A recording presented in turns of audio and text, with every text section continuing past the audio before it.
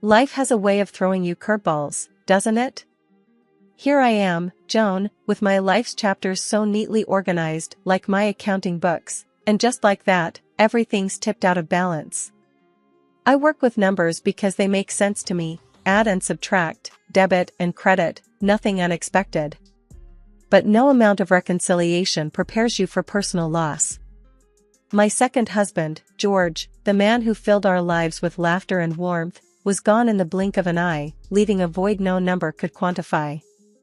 Now, it's just me and my memories of him, and Ellie, my bright, 20-year-old stepdaughter who's currently tackling college. My own kid, Mike, he's a different story. Pulled together, sharp in a suit, practically a mirror image of me at that age, but with the added fire of youth. He married Sarah. Oh, she's a piece of work. You can read ambition all over her face, and not necessarily the good kind. They were both over the other day. Supposed to be helping me sort through George's stuff, God knows there's enough of it, but it was turning into more of a drag than help, especially when Sarah found the jewelry set. It was a real beauty, shiny stones, intricate gold work, the sort of thing that's been in George's family for ages. Ellie's birthright, by all accounts. Sarah, she zeroed in on that set like a hawk on a field mouse. Joan, oh my God, check this out, she squealed, as she flicked her phone out and started snapping pictures. Easy there, Sarah, I called out, a bit startled by her enthusiasm. She fluttered around, barely listening to me. Can I take this with me? Can I? Now, I've never been one to shuffle words around. No, Sarah, I said, firm but calm as the day is long. That's Ellie's. It's been promised to her. The change in Sarah's demeanor was instant. Like a switch had flipped. Her face twisted up, her eyes went cold. She didn't even pretend to keep up the sweet daughter-in-law act. Really, Joan? After all we've been doing for you? Her voice was sharp, like she was trying to cut something open. I didn't budge an inch. Yeah, really, I shot back. Not raising my voice, but making damn sure she could hear me loud and clear. Ellie's his daughter. It's her family's. End of. With a huff that could have blown the house down, she turned on her heel and marched out, not even bothering to slam the door. Good riddance, I thought. Mike, he just shrugged it off, raking a hand through his hair as if he had bigger things on his mind. She'll get over it, Mom, he mumbled before following a storm of a wife out the door. I just shook my head, leaning against the cold marble counter. Is this what family comes down to? I muttered to myself. Sorting through George's things, I paused now and then to wipe my eyes. Funny how the world can shift on its axis in such a short time. I was just about to close the living room curtains when my phone rang, cutting through the quiet, just like that unexpected visitor who shows up right when you've settled in for the evening. Mike's picture flashed on the screen. My heart did a small somersault. We hadn't parted on the best of terms last we spoke, on account of Sarah and the jewelry. Hey, Mom, he started, no hellos, no how are yous. His voice was as tight as a drum, you could tell he was walking on eggshells. Sarah's pretty torn up about the whole, jewelry thing. I sighed, loud enough for him to hear. Mike, we talked about this already. That set belongs to Ellie. It's not just some trinket. He cut me off, quick as a whip. But Mom, she's really upset. She's been crying and everything. Ellie's got so much coming her way, what's one jewelry set to her? The irritation gnawed at me, hot and unyielding. Ellie has as much claim to it as Sarah has to the tears she's shedding, I said. My words were blunt, but I wasn't in the mood to sugarcoat things. Mike's voice rose, incredulous. Are you serious, Mom? We're talking about Sarah here. My wife. And I'm talking about Ellie, your stepsister. The daughter of the man who left the jewelry set behind. I fired back, the sting of disbelief thick in my voice. There was a beat of silence before Mike snapped. She could use some support too, Support's one thing, Mike, I said, my words sharp, but gifting her your sister's inheritance is something else. Tell Sarah to get her own. He wasn't going to back down. She feels like you don't care about her, about us. You're pushing your own son away. My patience was wearing thinner than an old dime. That's not fair, and you know it. If she wants jewelry, there's plenty of shops around.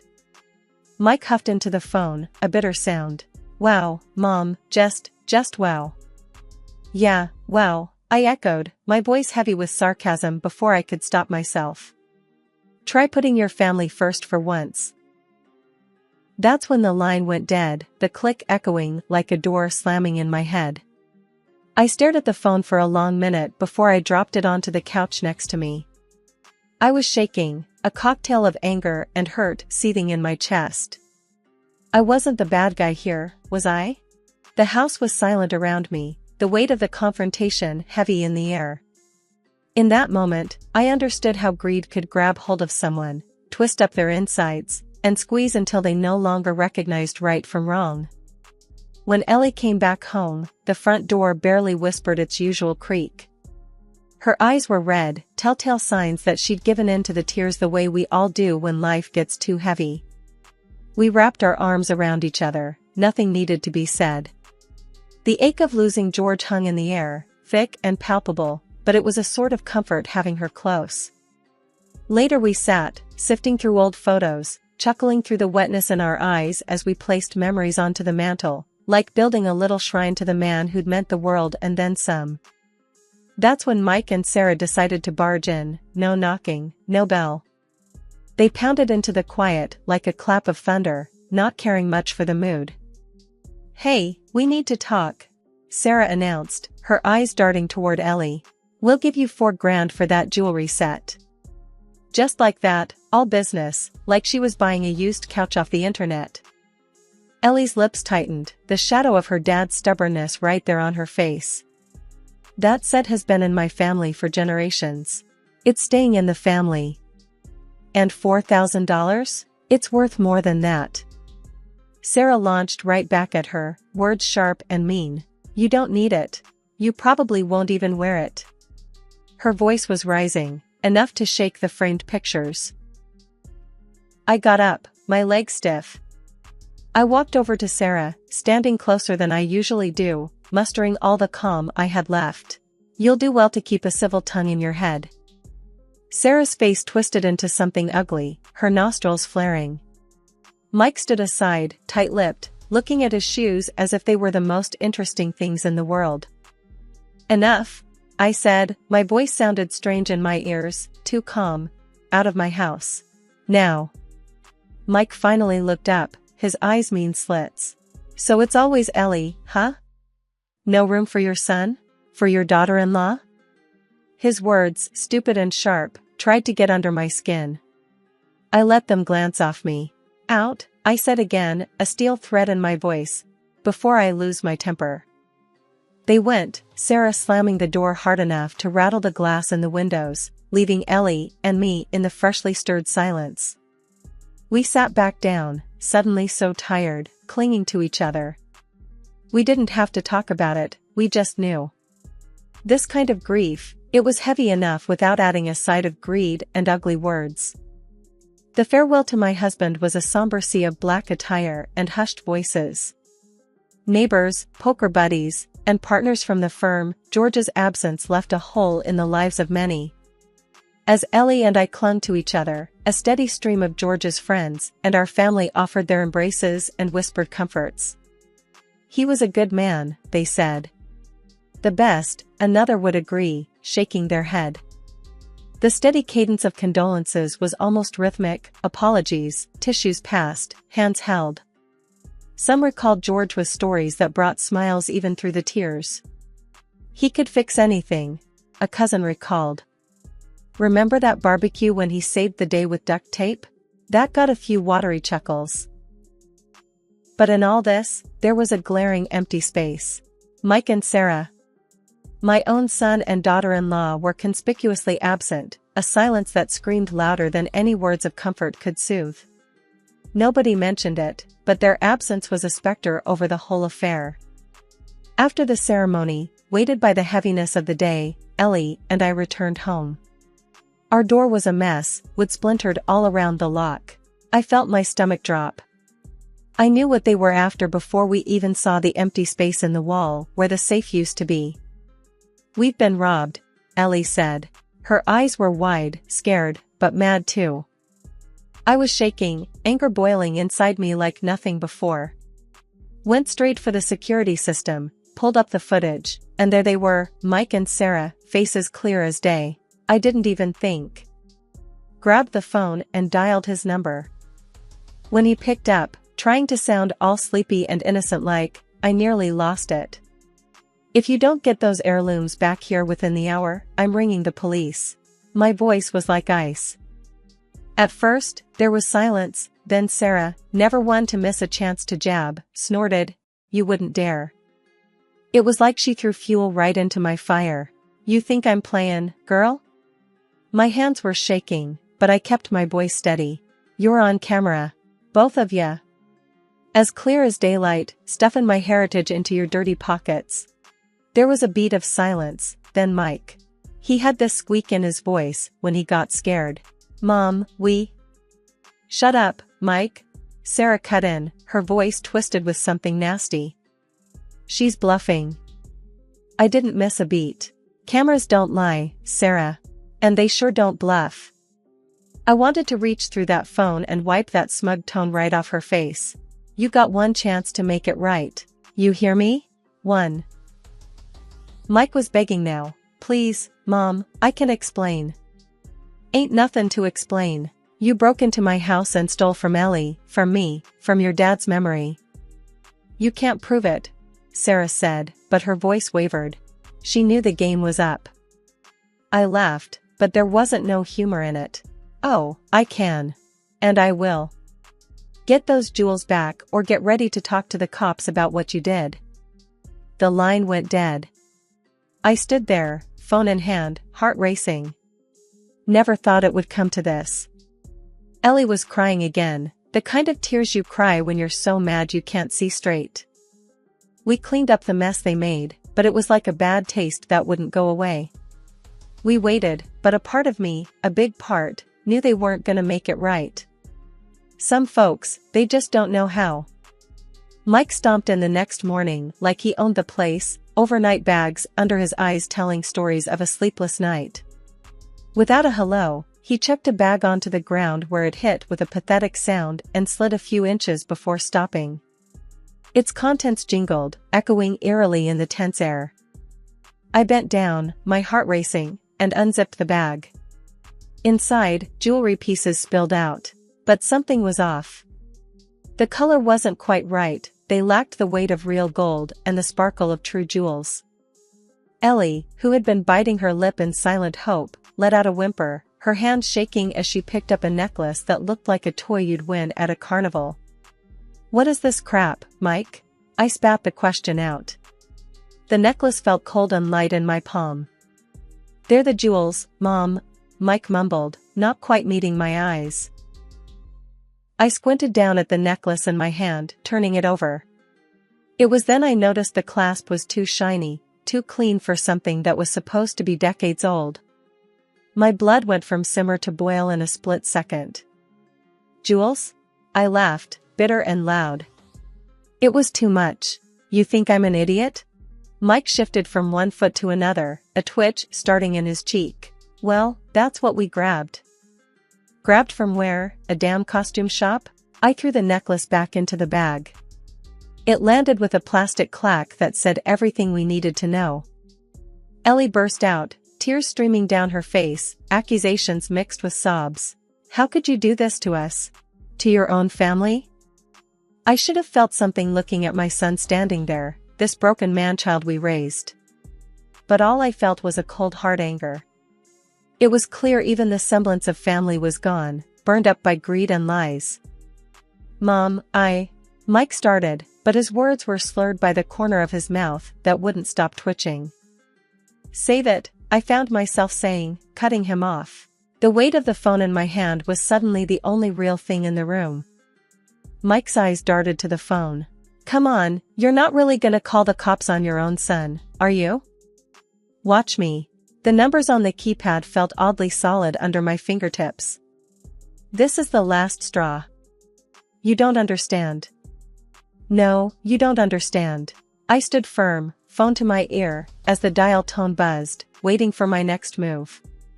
I gave you a chance to fix this mess. And look what you brought me. Cheap fakes. Mom, I swear to you, but even as Mike tried to speak, there was a shifty, desperate look in his eyes that told me he had no truth to offer. The ringing stopped, replaced by the operator's voice. 911, what is your emergency? I glanced at Ellie, her face streaked with tears, the fake jewels lying discarded between us, and back at Mike, who looked like a cornered animal. Yes, I said into the phone, my voice steady. I'd like to report a theft. I was standing in my kitchen, trying to make sense of the chaos the past hours had unleashed, when the call came in. It was brief. The cops had turned over Mike and Sarah's place and found what was missing, plus a little performance from Sarah for free. Pulling up to the station, I couldn't help the acid churning in my stomach. Walking in, the officer on duty nodded at me. We found your items, he said. No pleasantries, just down to business as usual. Sarah was in full drama mode when I saw her behind the glass, flaring up the second she spotted me.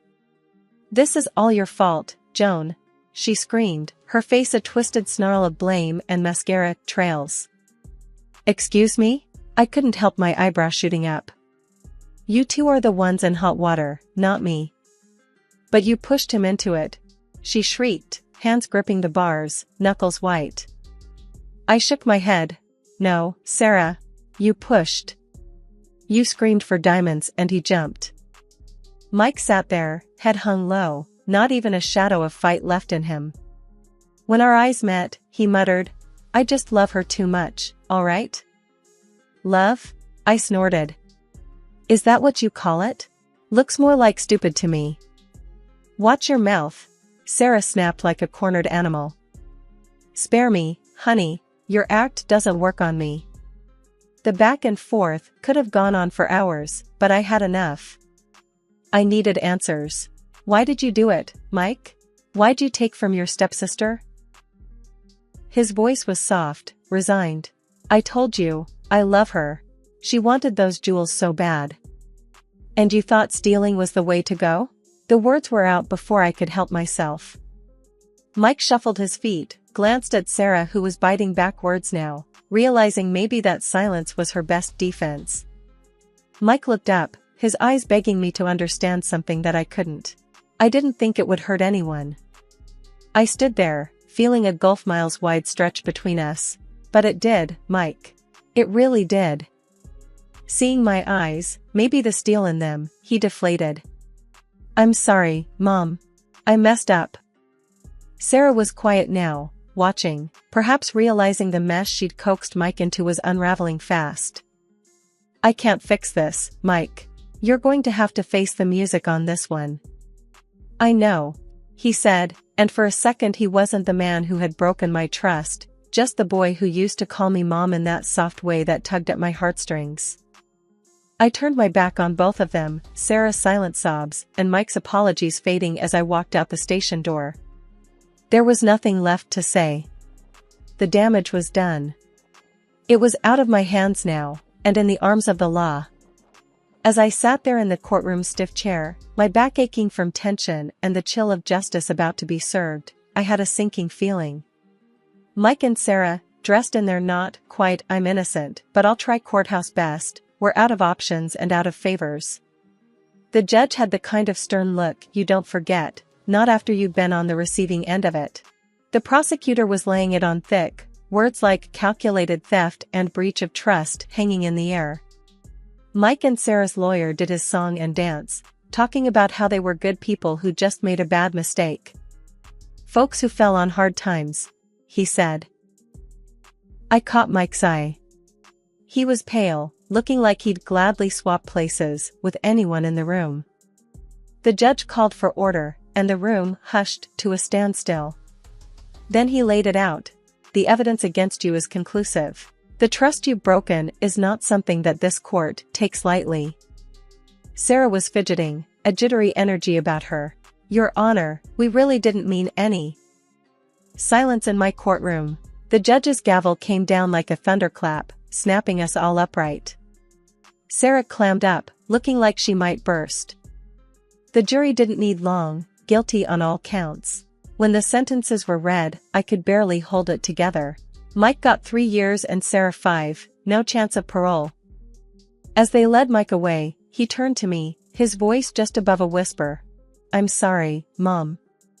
My heart was heavy, a mother's love wrestling with the cold hard need for justice. "You did this to yourself," I said, the words like lead on my tongue. Sarah tried to play tough, always the actress, but her voice shook as she spat, "This is your doing, Joan." I fixed her with a look my own mother would have been proud of. "No, Sarah. You too did this. And now you'll do the time." The courtroom buzzed with the shuffle of feet and soft murmurs of the crowd, but I sat still, letting the reality sink in. My own son, behind bars because he couldn't say no to his wife, and a daughter-in-law who would trade anything for a bit of sparkle, even her freedom. The hustle of people moving out didn't move me. I sat there until a friendly bailiff came over. "Ma'am, we need to clear the room." I nodded and got up, my legs stiff. "Yeah. I'm going." I didn't look back as I left the courthouse, the sky too bright for such a dark day. My heart was empty, but the truth had been laid bare, and they would pay for their choices. It was a hard lesson, but it was one they had to learn. The law had spoken, my conscience was clear, but the road ahead was nothing short of tough. It was over, at least for now. The rest was up to them. All right, so I had the jewels locked up tight in the safety box, the kind down at the bank with all those hefty doors and pin codes like something out of a spy film. They're collecting dust, and Ellie, probably better off for it. Ellie was flipping through one of those gossip mags, lounging on the sofa. Our moments were quiet now, soaking in the still of our gotta-get-by house, like 2 peas in a pod. And that's something. The phone rang, shattering our quiet little bubble. It was Mike calling from his concrete suite. "Mom, I'm sorry, all right? I was a fool," he said, voice echoing off those prison walls. "Sorry's only the start, kiddo. You've gotta make it right." I pressed the phone against my ear, feeling the warmth like it was his cheek. In the background, I could hear other prisoners, their calls, their yells. A whole chorus of mistakes. "I know, Mom. It's just hard." A hot sigh escaped me. Hard's just another word for life, boy. You get strong or you get gone. You make your choices. Silence chewed at the line for a second. "I hear ya," he finally said. Ellie caught my eye, and she mouthed, "He's still your kid." I nodded at her, a lump in my throat the size of a fist. "You work it out in there, Mike. You hear?" "Yeah, Mom, I will." We hung up and I felt the air weigh down on me. Ellie scooted closer, shoulder to shoulder. "He means it, Joan." I nodded again. "Hope's the last to die," I muttered. Turning in for the night, I felt the sack of worries loosen just a touch. Mike had messed up big time, but he had a good head on his shoulders when he used it. Ellie, well, she was tough as nails, even if she didn't always see it. The world didn't stop spinning for anybody, no matter how hard you fell. We'd pick ourselves up, dust off, and start the climb again, because that's what you did. That's what we'd always do. And it didn't matter how fancy your words were, actions, they spoke the loudest. Ellie's steady breathing from her room was the night's comfortable soundtrack as I settled into bed. Yes, life was a mess, tangled and raw. But we were still kicking. And tomorrow, we'd kick even harder.